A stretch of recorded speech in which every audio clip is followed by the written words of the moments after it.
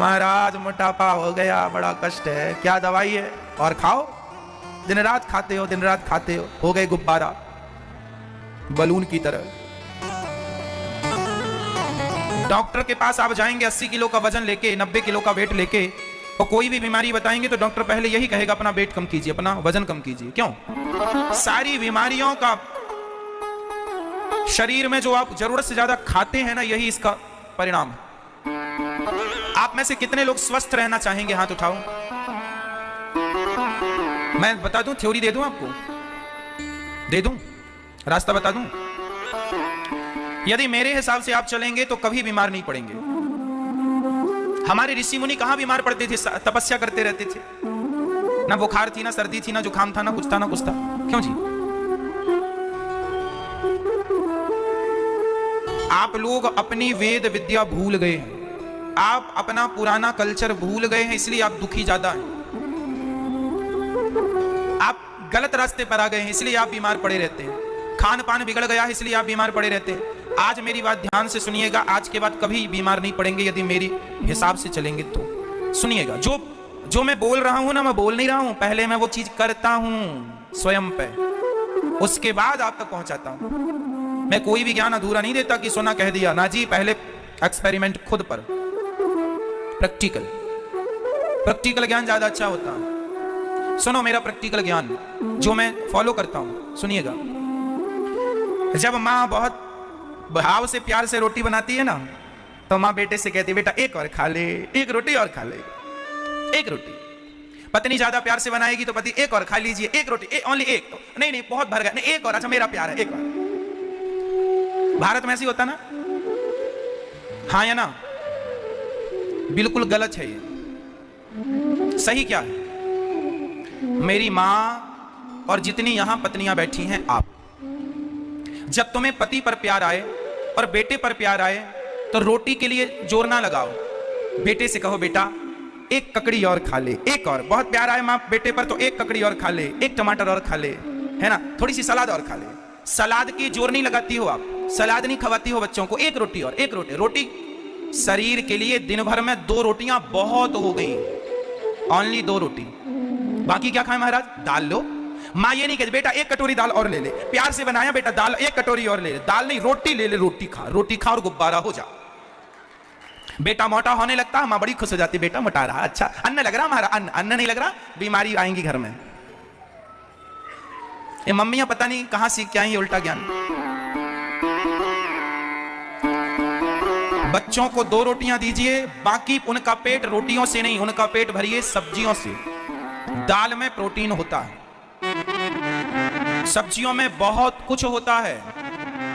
ककड़ी खिलाओ, बेटा एक ककड़ी और खा ले, बेटा एप्पल खा ले, एक सेब और खा ले, एक सेब, एक एप्पल। संतरा खा लो, बेटा एक टमाटर खा लो, टमाटर खा लो। बेटा मटर का सीजन है, मैंने मटर छील के रखे हैं, जरा सा बॉइल करके पानी में डाल के भी रखा है, हल्का सा गर्म पानी में डाल दो, बैक्टीरिया मर जाएंगे। वो कच्चा मटर खाइए, कच्चा मटर। गाजर कच्ची, सलाद छील लीजिए हल्का सा, बिना नमक डाले। आप लोग नमक भड़क लेते, ज्यादा नमक भी नुकसानदायक है। सिंपल जो प्रकृति ने दिया, वो जो प्रकृति ने दिया उसमें बिना कुछ अपनी तरफ से मिलाए। ज्यादा गाजर खाइए, ज्यादा मूली खाइए, ज्यादा टमाटर खाइए। पति पे प्यार हो मैंने तो एक ककड़ी और रख दो, एक कटोरी दाल और दे दो, छोले की सब्जी परोस दो, हरी सब्जियां परोस दो, नाक की रोटी। और मैया यार रोटी परोसेगी या चावल लेके आइए, चावल ले ले, ये रोटी ले ले। इस चक्कर में आप लोगों को, किसी बेटे ने आज 6 रोटियां खाई तो मां बड़ी प्रसन्न हो जाती है, आज मेरे बेटे ने पेट भर रोटियां खाई हैं। भले दाल वो एक कटोरी भी ना खाया, उससे कोई मतलब नहीं है। भले सलाद एक भी ना खाया, कोई रोटी 6-7 खाए तो मां खुश, आज बहुत खाया मेरा बेटा। और पत्नी ने खूब खवाया, आज रोटी बड़ी खुश। आज मेरे पति को बड़ा पसंद है। सहेली से बताती, सुनो जी आज मैंने ऐसा बनाया, 6 पेल गए। तो ये है अब आप लोगों की देखो गणित उल्टी। खास चीज जो खानी है वो तो आप खाते नहीं है। क्यों? रोटी और चावल खाइए कम, एक सीमित मात्रा में, बाकी सब्जियां खाइए, ये खाइए, टमाटर, चुकंदर इत्यादि खाइए, है ना। आप लोग दिन भर में पानी कितना पी लेते हैं? तो आज से आप कसम खाएंगे कि रोटियां 2 और सलाद दिन भर में 1 किलो। लोग क्या करते हैं, स्वाद के पीछे भागते हैं। ये जो आपकी 3 इंच की जिह्वा है ना, चिकनी हो गई है, ये मानती नहीं है। ये तो कहती है कि हमें पिज्जा खिला दो, बर्गर खिला दो, चाउमीन खिला दो, समोसा ले आओ, कचौरी ले आओ। समय के पहले मर जाओगे ये सब खाओगे तो। ज्यादा दिन तक जीना है और वो भी स्वस्थ जीना है तो सब्जियों पे आ जाओ, सलाद में आ जाओ, फलों में आ जाओ। सीधी चीज खाओ जो ईश्वर ने दी है आपको। उससे ज्यादा पका के पता है कि सब्जियां जो भी आप बनाते हैं वो सब्जी पूरी नहीं पकानी चाहिए। क्या नहीं होनी चाहिए? पूरी नहीं पकनी चाहिए। पूरी पकने से उसके विटामिन्स, प्रोटीन्स, उसकी एनर्जी जल जाती है। ज्यादा पकाने से आधी 80% पकी हो और 20% कच्ची हो। अब आप ऐसी परोस देंगे किसी मेहमानों को तो भारत के में इतना अज्ञान हो गया, अरे कच्ची परोस दिया, वो ये नहीं जानेगा कि तेरा भला चाहता है, तेरे स्वास्थ्य के लिए अच्छा। लेकिन नहीं, यहां तो सब अज्ञानियों की भीड़ है। आज इतना अज्ञान हो गया भारत में कि आप लोगों को खाने पीने का भी नॉलेज नहीं है। हमारी माताएं पालक पनीर बनाती हैं तो पालक को बॉयल करेंगी और पालक का पूरा पानी नाली में बहा देंगी और उसे पीस करके बढ़िया सी पालक पनीर बनाएंगी। अरे मेरी माँ, जो तुमने पानी बहा दिया, असली प्रोटीन, असली ताकत तो वही थी पालक की। भाई आपने पालक को पानी में रखा, बॉयल कर दिया, गर्म कर दिया, तो पालक का रंग गया ना उस पानी में। जो पानी फेंका वो पालक के रंग का छाके, वो पानी सबसे बड़ा पौष्टिक था और वो तो तुमने बहा दिया नाली में। अब बचा के अब खाओ, खाओ मोटे होगे, मिलेगा कुछ नहीं। आंखों में कम दिख रहा है, कानों में कम सुनाई पड़ रहा, घुटनों में दर्द महाराज। अब भूसा खाओगे तो होएगा ऐसे। ये तो सब भूसी खा रहे हो आप। तो ये मैं देखो आपको एक ही जगह पे सब प्रकार का ज्ञान आपको मिल रहा है, प्राप्त कर लो, ठीक है। शरीर को सबसे ज्यादा प्रोटीन की जरूरत होती है, इसलिए आपका भोजन प्रोटीन से भरा होना चाहिए। सबसे ज्यादा प्रोटीन किसमें होता है जानते हैं? सोयाबीन में। सोयाबीन की बड़ी लो, सोयाबीन का थोड़ा सा आटा, जो आप आटा खाते हैं, जो आप रोटियां खाते हैं ना, वो सिर्फ गेहूं की रोटियां ना खाया करो। गेहूं में थोड़ा सा बेसन मिला दो, थोड़ा सा सोयाबीन का आटा मिला दो, थोड़ा और 2-4 जावरे का इत्यादि आटे आते हैं ना, मेरी माँ, मैं नहीं जानता, सारे आटे मिला दो, है ना, बाजरा का और भी मक्के का और भी, ये 4-6-10 प्रकार के आटा मिला के रोटी खाएंगे तो वो रोटी ज्यादा बलवान होगी। जो कि सिर्फ आप आटा से लेते हैं, 4-10 प्रकार का आटा मिलाओ और वो रोटी बच्चों को खिलाओ, वो ज्यादा हेल्दी है, ताकतवर है। समझ में आया आपको? चलिए हो गया, इतना कर लो, आगे फिर बाद में बताएंगे, है ना भैया। पानी ज्यादा पिया करो। जितनी हमारी भारत में माताओं को सबसे ज्यादा प्रॉब्लम होती है घुटनों की, पुरुषों को भी होती है। घुटनों की प्रॉब्लम क्यों होती है? लिखो, मैं लिखवा रहा हूं आपको। उस आदमी को घुटनों की प्रॉब्लम होगी होगी होगी जो व्यक्ति पानी कम पीता है। आप पानी कम पीते हैं तो आपको घुटनों में प्रॉब्लम होगी होगी होगी, डॉक्टर दूर नहीं कर सकते। और पहली प्रॉब्लम पानी कम पीते हैं। दूसरी, आप पानी को खड़े होके पीते हैं। पानी को कभी भी खड़े होके ना पीजिए, पानी को सदा जोर से और जोर से, हाँ, पानी को बैठ के पीजिए। खड़े होके दूध पी सकते हैं आप, पानी नहीं। पानी दिन भर में कितना पीना चाहिए? कितना कितना? 4 लीटर। आपके हिसाब से कितना? 3 लीटर। आपके हिसाब से 4 लीटर। चलो पीते हैं कि नहीं? पर 20 किलो में 1 लीटर पानी। 4 लीटर 5 लीटर मन से नहीं। आपका वजन यदि 20 किलो का है तो आपको 1 लीटर पानी पीना है। 40 किलो का वजन है आपको तो 2 लीटर पानी पीना है। 60 किलो वजन है आपका तो 3 लीटर पानी पीना है। 80 किलो वजन है आपका तो 4 लीटर पानी पीना है। और 100 किलो वजन है आपका तो आपको 5 लीटर पानी पीना है। पर 20 किलो पर 1 लीटर पानी। जोर से बोलो, पर 20 किलो पर 1 लीटर पानी होना। अब आप वेट कर लो अपनी मशीन से कि आपका वेट कितना, वजन कितना। डॉक्टरी बातें, मेडिकल साइंस की बातें, हमारे शास्त्रों में, आयुर्वेद में सब लिखा हुआ है। तुम तो आज जान रहे हो मेडिकल साइंस पढ़ के, हम तो शास्त्र पढ़ के बिना आपकी बात पढ़े, आपका सब्जेक्ट पढ़े, हमारे शास्त्रों को हमने पढ़ा, सब कुछ हमें मिल गया। हमारे यहाँ सब लिखा है, हमारे पुराणों में, वेदों में सब कुछ लिखा है। इसलिए पानी ज्यादा से ज्यादा आपको उतना पीना है जितना आपको जरूरत है। कम पानी पियोगी मैया, कहां दर्द होगा? घुटनों में। चिल्लाती रहना महाराज घुटनों में दर्द है, और ना पियो पानी। पानी ज्यादा पियो, ठीक है? हो गया। चलिए अब कथा सुनाए हम आपको। कौन कौन आज से इन बातों पर अमल करेंगे? हाथ उठा के हमें बता दो। बच्चों को आज के बाद ज्यादा क्या खवाएंगे? जोर से। सलाद, मूली, गाजर, ककड़ी, चुकंदर, एप्पल, गर्मी आएगी तो केला, और जो मौसमी फल हैं, अमरूद इत्यादि, ठीक है, पेट भरना है इनसे, ना कि रोटी चावल से। खाना है वो रोटी चावल भी चाहिए, एक कटोरी चावल बहुत है, 2 रोटी बहुत है। सच्चिदानंद रूपाय विश्वोत्पत्त्यादि हेतवे तापत्रय विनाशाय श्री कृष्णाय वयं नुमः। यं प्रव्रजन्तमनुपेतमपेत कृत्यं द्वैपायनो विरह कातरया जुहाव पुत्रेति तन्मयतया तरवोभिनेदुस् तं सर्वभूत हृदयं मुनिमानतोऽस्मि। श्री सुखदेव भगवान का जन्म हुआ और जन्म लेते ही वो संन्यास लेने चले गए। पिताजी ने रोका। भगवान सुखदेव जी ने कहा, पिताजी अब मैं जा रहा हूं। कुछ देवांगनाएं स्नान कर रही थी, व्यास जी को देख के कपड़े पहने। सुखदेव जी को देख के उन्हें लज्जा नहीं आई, क्योंकि सुखदेव भगवान ने काम और क्रोध को जीत लिया था। इस संसार में काम और क्रोध को किसने जीता? केवल सुखदेव भगवान ने जीता। ऐसे सुखदेव भगवान को हम बारंबार प्रणाम करते हैं। अब भक्ति ज्ञान विरागाप्तो विवेको वर्धते महान माया मोह निरासश्च वैष्णवै क्रियते कथम। भक्ति ज्ञान विरागाप्तो, भक्ति ज्ञान और वैराग्य, भागवत से 3 चीजें बढ़ती हैं। एक बार नैमिषारण्य में 88,000 संत बैठे थे, सूत जी बैठे थे, शौनक आदि ऋषि वहां आए। शौनक आदि ऋषियों ने सूत जी से कहा, महाराज हमें ऐसी कथा सुनाओ जिससे भक्ति ज्ञान वैराग्य का वर्धन हो, मीन्स बढ़े। भक्ति ज्ञान विरागाप्तो विवेको वर्धते, बढ़े ऐसी कृपा करो। अच्छा, हाँ, अच्छा तो बढ़ाते हैं। भागवत सुनने से 3 चीजें बढ़ती हैं। पहली भक्ति, आपकी भक्ति बढ़ेगी। आज पहला दिन है ना कथा का। आप में से ऐसे कितने लोग हैं जो पहली बार कथा सुन रहे हैं? कथा पहली बार सुन रहे हैं, ऐसे कितने लोग हैं?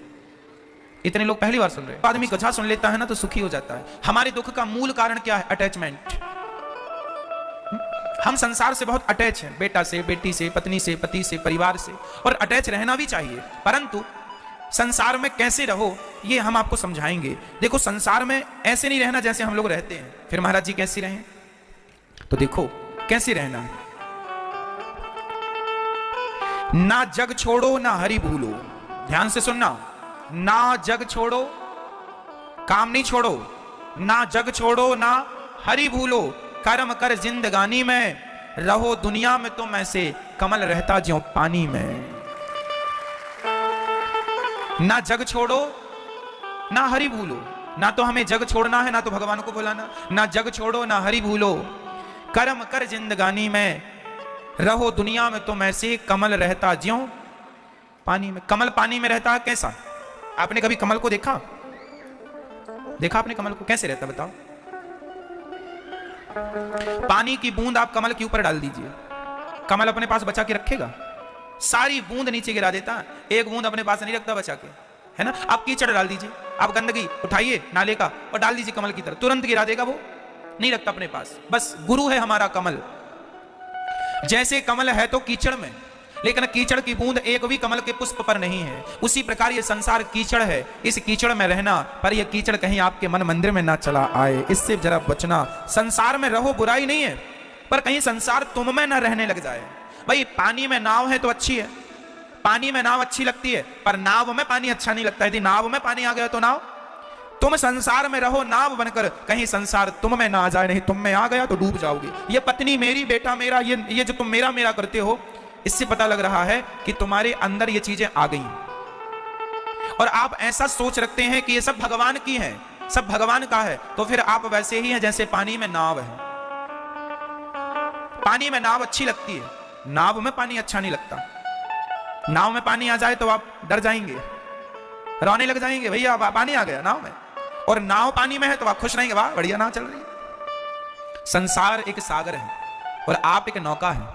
आप संसार में चलो, कहीं संसार आप में ना आ जाए, नहीं तो डूब जाओगे, है ना? इसलिए सबके बीच में रहो, वैसे ही जैसे कमल सबके साथ रहता है, पानी के संग, कीचड़ के संग, पर सबसे दूर है। संसार में रहो, सबसे दूर रहो, केवल भगवान की तरफ देखते रहो, केवल भगवान की तरफ। कमल में एक चीज और होती है, सूर्य अस्त होते ही कमल का मुंह बंद हो जाता है और सूर्योदय होते ही कमल किसे देखना पसंद करता, मुझे बताओ? बोलो। सूर्य को।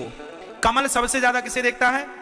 सूर्य को। जैसे ही आएंगे खुल जाएगा, जाएंगे रोएगा, चले गए सिकुड़ जाएगा। बस जैसे कमल सूर्य के वियोग में, प्रकाश के वियोग में तड़पता है, सिकुड़ के बैठा रहता, पूरी रात इंतजार करता कब सुबह होगी, उसी प्रकार है कीचड़ में पर वो कीचड़ का चिंतन नहीं करता, है पानी में पर वो पानी का चिंतन नहीं करता, वो तो सूर्य के प्रकाश का चिंतन करता है। रहो संसार में, चिंतन सरकार संसार का नहीं, संसार में रह के भी चिंतन भगवान का करते रहो। वैसे ही जैसे कमल चिंतन प्रकाश का करता है, सूर्य का करता है। चिंतन किसका हो? भगवान का। एक बार भागवत जी सुनने के लिए सुखदेव भगवान राजा परीक्षित को भागवत सुना रहे थे। वहां सुखदेव जी के पास इंद्र स्वर्ग से अमृत लेकर आए और कहते हैं ये स्वर्ग का अमृत राजा परीक्षित को पिला दो और ये कथामृत आप हमें पिला दो। सुखदेव भगवान से उन्होंने ऐसी बात कही। सुखदेव भगवान ने कहा, क्वा स्वधा क्व कथा लोके क्व काचः क्व मणिर्महान् ब्रह्मरातो विचार्यैवं तदा देवांजहास्यः। सुखदेव जी ने कहा, आपके स्वर्ग का अमृत तुच्छ है, स्वर्ग का अमृत भी भागवतामृत के आगे फेल है। क्यों? स्वर्ग का अमृत कोई पी ले तो स्वर्ग मिलेगा, पर भागवतामृत कोई पी ले तब कथामृतम, कथा अमृत है। कथामृत कोई पी ले तो स्वर्ग नहीं मिलता, स्वर्ग उन्हें मिलता है अमृत जो पी लेता है या छोटा मोटा कोई पुण्य कर लेता उसे स्वर्ग मिल जाता है। पर कोई भागवत सुनता है उसे क्या मिलता है? क्या मिलता है उसे बताओ?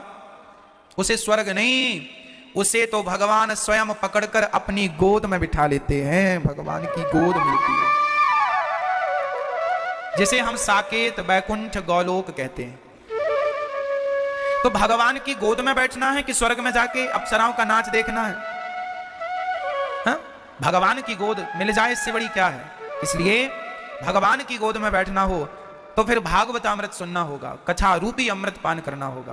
कथा ही अमृत है। सुखदेव जी ने इंद्र को अधिकारी नहीं समझा, स्वर्ग में तराजू बांधी। जब परीक्षित का उद्धार हुआ, एक पलड़े पर भागवत जी को रखा, दूसरे पलड़े पर इंद्र ने स्वर्ग के सुखों को रखा, पर भागवत जी का पलड़ा सबसे भारी था। स्वर्ग का पलड़ा तो हवा में झूलने लगा, सारा सुख रख दिया, कल्प वृक्ष स्वर्ग का सारा वैभव, पर भागवत जी का पार ना पा सका। इंद्र चरणों में गिर पड़ी, भागवत जी कौन है? तब भागवत जी से प्रत्यक्ष भगवान श्री कृष्ण प्रकट हो गए। इंद्र इतना अहंकार ना करो, ये भागवत और मैं दो नहीं है, भागवत ही भगवान है। प्रत्यक्षः कृष्ण एव ही। इस कलयुग में, सतयुग में भगवान प्रहलाद के लिए कहां से निकले थे बताओ? कहां से? खंबे से। क्या बन के आए थे? नरसिंह। सतयुग में भगवान प्रहलाद के लिए बने नरसिंह, त्रेता में भगवान भक्तों के लिए बने, बोलो, राम। द्वापर में भगवान भक्तों के लिए बने श्री कृष्ण, और कलयुग में भगवान भक्तों के लिए बने श्रीमद् भागवत। ये भागवत ही भगवान है। इस कलयुग में राम नाम अवलंबन एकु, भागवत का जो आश्रय लेता है वह आश्रय भगवान का ही आश्रय है। इसलिए मैंने लाखों लोगों को देखा है बदलते हुए, जिन्होंने भागवत सुनी है उनका जीवन भागवत सुनने के पहले कुछ और था और भागवत सुनने के बाद उनका पूरा जीवन बदल गया। भागवत जी से जुड़ने के बाद भक्ति में तो हुआ, धन धान्य भी मिला। मैं आपको आज लिखित में दे सकता हूं कि जो भागवत श्रवण करता है उसके जीवन में कभी लक्ष्मी की कमी नहीं होती। हमारी तो संप्रदाय ही माता लक्ष्मी से चली है, इसलिए हमारी संप्रदाय का नाम ही श्री संप्रदाय है, श्री परंपरा। हम श्री वैष्णव परंपरा से हैं। श्री मतलब लक्ष्मी, हमारी तो सच्ची की लक्ष्मी माता है। तुम तो आरती में गाते हो ओम जय लक्ष्मी माता, लेकिन मैं आपसे निवेदन कर दूं कि जो भागवत सुनता है उससे माता लक्ष्मी प्रसन्न होती है। और आप सिर्फ भागवत सुनिए, आप मन लगा के काम करेंगे, कथा सुनते रहेंगे, भगवान की कृपा होगी। मेहनत हमारी तब तक सफल नहीं होती जब तक मेहनत के संग भगवान की कृपा ना हो। तो भागवत सुनने वालों पर ही भगवान की कृपा होती है। अब आप कहें महाराज जी ये संसार तो भगवान ने ही बनाया, सब ही भगवान के बच्चे हैं, तो भगवान की कृपा सब पर होनी चाहिए। अधिकार ले ले। और भगवान तो लक्ष्मी पति है, उनके पास तो कमी है नहीं। तुम्हें तो केवल बेटे बनने की जरूरत, तुम बेटा बनते नहीं हो। अच्छे वाले बेटे, नालायक बेटे ना बनना, अच्छे वाले बनना। लक्ष्मी माँ कहीं नहीं जाएंगी आपको छोड़ के, वो तुम्हारी माँ है। माँ अपने बेटे को कभी नहीं छोड़ सकती। तुम एक बार कहो तो कि हे श्रीमन नारायण हम आपके हैं, एक बार प्रार्थना तो, तुम्हें धन चाहिए ना, मिल जाएगा, पर उसके पहले तुम्हें कहना पड़ेगा हे श्रीमन नारायण हे श्याम सुंदर, मैं आपका हूं, मैं आपकी हूं, मुझे स्वीकार कर लो। जिस दिन भगवान आपको स्वीकार कर लेंगे, आप दुखी तब तक हैं जब तक भगवान ने आपको स्वीकार नहीं किया। और स्वीकार कब तक नहीं करेंगे? सुदामा जी तब तक दुखी थे जब तक वो स्वयं चलकर द्वारिका नहीं गए। भगवान कहते हैं तुम बहुत बड़े भक्त हो, माना कि, पर तुम्हें चलकर आना पड़ेगा, मेरे लिए कदम बढ़ाने होंगे। तुम 2 कदम चलो, मैं 10 कदम चलूंगा। तुम मेरे लिए कितने कदम चलो? तुम 2 कदम चलो, मैं 10 कदम चलूंगा। तुम ध्यान मेरा लगाओ, तुम ध्यान मेरा लगाओ, मैं हाजिर हो जाऊंगा। तुम 2 कदम चलो, मैं 10 कदम। पुष्करम चा प्रयागम चा काशीं गोदावरीं तथा हरिक्षेत्रम कुरुक्षेत्रम श्रीरंगम सेतुबंधनम। नारद जी कहते हैं मैं समस्त तीर्थों में गया, शांति पाने पर मुझे कहीं भी शांति नहीं प्राप्त हुई। पुष्कर, प्रयाग, काशी, गोदावरी, हरिक्षेत्र, कुरुक्षेत्र सारी जगह गया, कहीं शांति नहीं मिली। शांति कहां है? नारद जी देखते क्या है, तरुणी प्रभुता गे है शाल को बुद्धिदायक। आजकल घर में नई नई बहुओं की चल रही है, बड़ों का कोई सम्मान नहीं। आज सबसे बड़े दुख का कारण जानती हो मैया क्या है? आजकल बड़ों का सम्मान बच्चे नहीं करते, यही दुख का सबसे बड़ा कारण। बड़ों की रिस्पेक्ट खत्म हो गई है, आदर खत्म हो गया। आजकल छोटे लोग बड़ों की अवहेलना करते, अपमान कर देते। कभी हमें अपमान नहीं करना अपने से बड़ों का।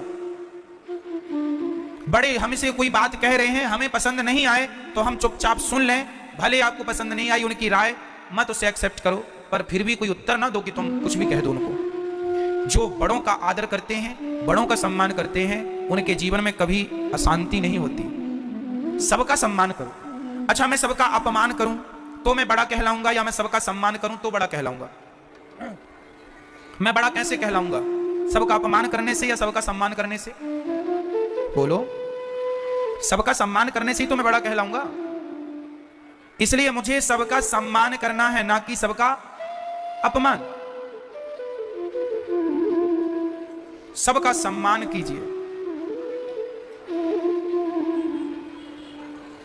सम्मान देने से सम्मान बढ़ता है। हमें अपमान नहीं करना अपने से बड़ों का। हमने जितनी पीएचडी की है ना, हमने पढ़कर पीएचडी की है। हमारे बुजुर्गों के अनुभव सबसे बड़ी पीएचडी है। उनका जो तजुर्बा है, अनुभव है, हमसे कहीं ज्यादा, क्योंकि हम पढ़े हैं। उन्होंने जिंदगी को रियल देखा है, जिया है। उनके अपने जीवन के अनुभव होते हैं। तो वो एक होता है पढ़ना, एक होता है रियल में अनुभव करना। क्या सही है? पढ़ना सही है, जीवन का अनुभव सही है? चलो मैं 3 लोगों की कहानी सुना ही देता हूं। 3 पंडित थे, काशी पढ़ने गए। बाप ने भेजा काशी पढ़ने जाओ। तीनों काशी पढ़ के घर लौट रहे थे। जंगल में वो रुके, तभी वहां पर जंगल में एक शेर की हड्डी ढांचा, मरा हुआ शेर मर गया होगा, मांस खत्म हो गया, अब हड्डी बची, ढांचा। तो तीनों विद्यार्थी पंडित, उनमें से एक बोला कि मैंने जो विद्या सीखी है उससे मैं इसके शरीर में मांस भर सकता हूं। दूसरा बोला मैं इसके शरीर में रक्त भर सकता हूं, मेरी विद्या है रक्त और नस इत्यादि। तीसरा बोला कि मैं इसे जीवित कर सकता हूं, ये मेरी विद्या है। तो एक ने उसे मांस दे दिया, विद्या से मांस डाल दिया, दूसरे ने नस इत्यादि रक्त का संचार कर दिया। शांत था भी सब कुछ, क्योंकि प्राण नहीं थे। प्राण के बिना सब, रक्त भी किस काम का। तीसरा बोला मैं प्राण फूंक रहा हूं। तभी वहां से एक बुजुर्ग आदमी आए, भैया इसे जिंदा ना करो। उन लोगों ने अपमान, ए बुढ़े क्यों कहता है जिंदा ना करो? बूढ़े ने कहा भैया मैं तुम्हारी तरह पढ़ा लिखा तो नहीं हूं, बिल्कुल अंगूठा छाप हूं, पर मैं ये जानता हूं कि ये जिंदा होगा तो खा जाएगा। उसने कहा नहीं, तुम जानते नहीं हम कितने बड़े विद्वान हैं, अभी काशी से पढ़ के आए, हमारे जैसा धुरंधर कोई नहीं है। तुम क्या जानो, तुम तो अनपढ़ के अनपढ़ रहे। अंगूठा छापो और हमें कह रहे हो कि तुम जिंदा ना करो, करेंगे। तो बूढ़े ने कहा फिर एक काम करो, 5 मिनट रुक जाओ। काहे के लिए? बोले हम पेड़ पे चढ़ जाएं, फिर तुम कर लियो। अब बूढ़ा आदमी चढ़ गया पेड़ पे ऊपर। हाँ भैया, अब तुम नहीं मान रहे तो करो। तीनों ने अपना अपना काम किया। आखिरी वाले पंडित ने काम किया, मंत्र मारा, प्राण आ गए, शेर जिंदा हुआ। इतने दिन से सोया था, भूख लगी थी, देखा 3 लोग हैं, पहले तो तीनों को कस के दबोचा, मारा, तीनों को मारा और इकट्ठा बैठ के बाद में खाया। तीनों ज्ञानी मर गए, मूर्ख चढ़ा है पेड़ पर। इतनी विद्या पढ़ के भी क्या मिला जब तुम्हें उस विद्या का कोई प्रैक्टिकली नॉलेज नहीं था? क्यों? हमारी सारी विद्या बेकार है यदि हमें उस विद्या का कोई प्रैक्टिकली ज्ञान नहीं है तो। हाँ या ना? इसलिए हमारे जो माता पिता होते हैं, हमारे जो बड़े बुजुर्ग होते हैं, वो हमारी विद्या से ज्यादा विद्वान इसलिए होते हैं क्योंकि उन्होंने जिंदगी को प्रैक्टिकली जी लिया है, प्रैक्टिकली जिए हैं। हाँ, प्रैक्टिकली वो जीवन को जीते हैं। प्रैक्टिकली जीवन जरूरी है। इसलिए आप जितना पढ़िए, जब पढ़िए, जैसा पढ़िए, प्रैक्टिकली पढ़िए। बिना प्रैक्टिकली के जीवन बेकार है। इसलिए अब आपसे मेरा सवाल, उन ज्ञानियों से मूर्ख अच्छा था कि ज्ञानी ही अच्छे थे? आप बताओ, बोलो, कौन अच्छा था? वो मूर्ख अच्छा था। वो मूर्ख क्यों अच्छा था? क्योंकि उसे जीवन का अनुभव था कि भैया शेर तो खा ही जाएगा। और ये पंडित अभी स्कूल से पहली बार निकले हैं पढ़ लिख के, इनने तो कभी रियल में शेर देखा नहीं था। रियल में शेर शिकार कैसे करता, केवल पढ़ा था, विद्याएं कागज में पढ़ी थी बस, रियल प्रैक्टिकली नहीं था। इसलिए हम आपसे कहते हैं जीवन में हर चीज का प्रैक्टिकल जरूरी है। जो हम लोग पढ़ते हैं, आज के नौजवान जो पढ़ते हैं, वो आप पढ़ लेते हैं, पर जब वो चीजें आप जीते हैं, रियल जिंदगी शुरू करते हैं, तब आपकी पढ़ाई का कुछ भी अंश आपके रियल जिंदगी में काम नहीं आता। वो पढ़ाई अलग ही होती है जो जीवन जीने के काम आती है। क्यों जी? हमने जो अल्फाबेट पढ़े हैं, पाइथागोरस प्रमेय पढ़ा है, हमारी पति पत्नी के रिश्तों में, बेटा और बाप के रिश्तों में पाइथागोरस प्रमेय का कहां प्रयोग है? मुझे बता दो, कहां प्रयोग है? बाप बेटे के रिश्ते निभाने के लिए, मां बेटे का रिश्ता निभाने में कोई पाइथागोरस प्रमेय का प्रयोग है? कहो। फिर जो पढ़ाई तुमने पहली क्लास से लेकर पीएचडी तक पढ़ी है, वो पढ़ाई सिर्फ तुम्हें पैसा दिला सकती है। उस पढ़ाई के बल पर तुम पैसा कमा सकते हो, नाम कमा सकते हो, इज्जत कमा सकते हो। उस पढ़ाई के बल पर तुम रिश्ते नहीं चला सकते। रिश्ता चलाने की पढ़ाई तो रियल सीखनी पड़ेगी। रिश्ता चाहे माँ बाप से सीख लो, गुरु से सीख लो, या रियल जिंदगी में अनुभव से सीखते जाओ। जब पत्नी आती है ना, पाइथागोरस प्रमेय काम नहीं करता, करता? और भी जो तुमने पढ़ा है इत्यादि, वो काम नहीं करता। वहां की पढ़ाई अब शुरू होगी कि रिश्ते कैसे चलाने हैं, कैसे निभाने हैं। शादियां सब कर लेते हैं, रिश्ते सब बना लेते हैं, लेकिन रिश्ते निभाने की टेक्निक, रिश्तों को निभाने की कला, विद्या कहीं किसी स्कूल कॉलेज में नहीं सिखाई जाती। वो तो केवल ये दास अनिरुद्ध आपको सत्संग के माध्यम से सिखाता और बताता रहता है। कर लो, काम आएगा। वही है जीवन का सार तत्व। कर लोगे तो अच्छा है, नहीं करोगे तो फिर माथा फोड़ते रहना अपना अपना। आपकी वो पढ़ाई अलग है जो कॉलेज स्कूलों में आपने पूरी कर ली। अब रियल पढ़ाई ये चालू हो गई आपकी आज से 7 दिन तक। मेरा तो 7 दिन का ही कोर्स रहता, 7 दिन में आपको ज्ञानी बनना है। निरंतर भागवत सुनते रहोगे तो लोक से लेके परलोक तक सबर जाएगा। ये कथा है, सब कुछ बनाती है, लोक भी और परलोक भी। तो जीवन में नारद जी जब भ्रमण करने निकले तो वहां देखा, यहां देखा, सब जगह अशांत। तरुणी प्रभुता गए। आजकल नई नई बहुओं की चलती है, सासू मां की कोई पूछ ही नहीं है बेचारी की। कई जगह बहुओं की दादागिरी है तो कई जगह सासों की भी दादागिरी चल रही है। किसी घर में बहू पहलवान तो किसी घर में सास पहलवान। नारद जी कहते हैं कुल मिला के अशांति है। शांति कहां? नारद जी वृंदावन आए, एक कन्या उदास बैठी है, 2 बुढ़े सो रहे हैं, उदास खिन्न। कौन हो देवी? महाराज अहम भक्ति रिदिख्याता, मेरा नाम भक्ति है। इमऊ में तनयऊ मतऊ, ये मेरे पुत्र ज्ञान वैराग्य। बोले ये कष्ट में क्यों है, संकट में क्यों है? बोले पता नहीं नारद जी, आपने ध्रुव प्रहलाद जी का दुख दूर किया, मेरा भी दुख दूर कर दो। ऐसी प्रार्थना जब की गई नारद जी से भक्ति के द्वारा, तो भक्ति महारानी ने कहा, देखो भक्ति महारानी भी दुखी थी। तब नारद जी ने सनकादियों के कहने पर भक्ति ज्ञान वैराग्य को हरिद्वार में श्रीमद् भागवत की कथा सुनवाई, तो भक्ति का दुख दूर हुआ। भागवत सुनने से किसका दुख दूर हुआ था? भक्ति का, ज्ञान का और वैराग्य का, तीनों का। इसलिए इसमें लिखा है भागवत में भक्ति ज्ञान विराग। आप तो भक्ति ज्ञान और वैराग्य का भी दुख दूर भागवत जी करती हैं। तो जब उनका दुख दूर हुआ तो फिर हमारा और आपका तो भागवत जी से हो ही जाएगा। इसलिए भागवत जी सुननी चाहिए। अभी हरिद्वार में कथा चालू हुई और कथा की सिर्फ महिमा सनकादियों ने गाई। सदा सेव्या श्रीमद् भागवती कथा यस्याः श्रवण मात्रेण हरिश्चित्तं समाश्रये। सदा सेव्या भागवत जीवन में कितनी बार सुननी चाहिए मेरी माँ? सदा, बार बार। राम राम रटते रहो जब तक घट में प्राण, कभी तो दीन दयाल के भनक पड़ेगी कान। राम राम रटते रहो जब तक घट में, जब तक प्राण है तब तक राम राम रटो। भगवान की कथाएं कब तक सुनो? सुनते रहो, सुनते रहो। भक्ति महारानी के संकल्प से भागवत हुई, हरिद्वार में भक्ति वृंदावन में चीज संकल्प मात्र से हुई तो भक्ति का दुख दूर हो गया। ताता थैया करके नाचने लगी, महाराज मेरा दुख दूर हो गया।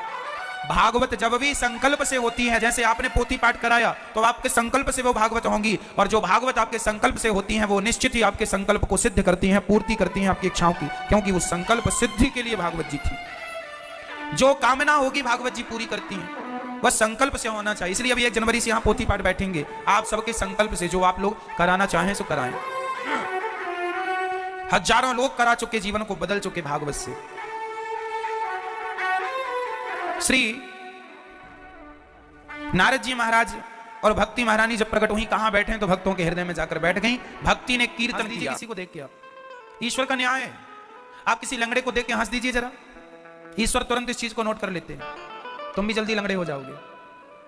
आप किसी महिला को यह कह दीजिए तू तो बांझ है बांझ, बस ये कह दिया ना तुमने, और तुम्हारे कहने से वो रो पड़ी, दुखी हुई, तुम्हारे पीढ़ी में, तुम्हारे आने वाले पीढ़ी में, तुम्हारी आंखों के सामने तुम्हारी परिवार, तुम्हारे घर में कोई ना कोई बांझ होगा। क्यों होगा? तुमने कहा है। जिन शब्दों का प्रयोग हम दूसरों के लिए करते हैं वही शब्द घूम फिर के हमारे जीवन में आ जाते हैं। आपने किसी को एक थप्पड़ मार दिया, गाल में मार दो, किसी को एक जोर से मार देना, घूम फिर के लौट के कितना भी समय लग जाए, महीना लगे, साल लगे, 10 साल लगे, तुमने किसी के गाल में थप्पड़ मारा था, इसी शरीर में, इसी जिंदगी में तुम्हारे गाल में कोई ना कोई थप्पड़ जरूर मारेगा, भले सालों लग जाए, मारेगा जरूर कोई। ये ईश्वर का न्याय है। क्या बताएं, पृथ्वी गोल है। आप कुएं में झांक करके कहिए राम, तो अंदर से आवाज क्या आएगी? गूंजती है ना कुएं में। कुएं में आप जरा बोल दो राम, तो तुरंत वापस क्या आएगा? और गाली दे दो, आपने कह दिया तेरा नाश हो जाए, तो अंदर से भी आवाज तुरंत आएगी, हाँ या ना? कह दो तुम किसी को कि तेरा नाश हो जाए। ये तुम सोचते रहते हो ना किसी के बारे में बुरा बुरा, ना सोचा करो, ना बोला करो। बहुत मायने रखती हैं ये बातें। आप में से 95-95% लोग केवल इसलिए दुखी हैं क्योंकि आप औरों को दुख देते हैं। जब औरों को दुखी किया है तो वही उनका दुख घूम फिर के आपके पास किसी ना किसी के द्वारा आ जाता है, और आप ही स्वयं दुखी होते हैं क्योंकि आपने कभी दुख दिया है। अरे भैया, पेड़ बोए बबूल का, आगे आप बोलो, पेड़ बोए बबूल का, आम कहां से आए? जो बोया है वही तो काटेगा। तुमने किसी को अंधा कहा है, तुम्हारी भी फूटेंगी। तुमने किसी को लंगड़ा कहा, तुम्हारी भी टांग टूटेगी। तुमने किसी को बांझ कहा, तैयार रहना, तुम्हारे वंश में कोई ना कोई बांझ होगा। तुमने कहा है ना, मजे उड़ाए ना, अरे इसके तो बच्चे नहीं है, ये तो बांझ है। ठीक है, ईश्वर सुन रहे हैं। जब खुद पे पड़ेगी तो ना रोने लग जाना।